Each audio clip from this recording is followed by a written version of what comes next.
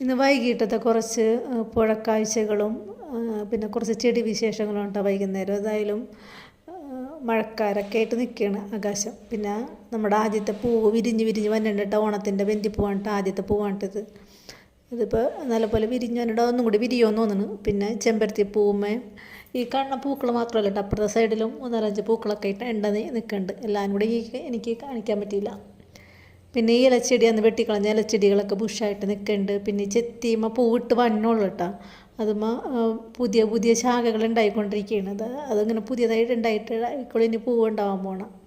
പിന്നെ കുറച്ച് ഹാങ്ങിങ് ചെടികൾ, മണി പ്ലാന്റ്, 2-3 ടൈപ്പുള്ള മണി പ്ലാന്റുകൾ, ഇത് എൻജോയ് പോത്തോസ്, അങ്ങനെയുള്ള കുറച്ച് ചെടികളൊക്കെയാണെന്ന് ഈ കാണിക്കണത്. പിന്നെ നമ്മുടെ സിറ്റ് ഔട്ടിലിരിക്കണ കുറച്ച് ചെടികൾ, അഗ്ലോണിയമ ചെടികളൊക്കെ പൊക്കം വെച്ച് കുറേ തൈകളായിട്ട് നിൽക്കുന്നുണ്ട്. കുറച്ചൊക്കെ ഞാൻ മാറ്റി വെച്ചിട്ടുണ്ട്. പിന്നെ കുറേ ഇനി മാറ്റി നടാനുണ്ട്. അഗ്ലോണിമയിൽ തൈകൾ വന്ന് മുളച്ചിരിക്കുന്നുണ്ട് പലതിലും.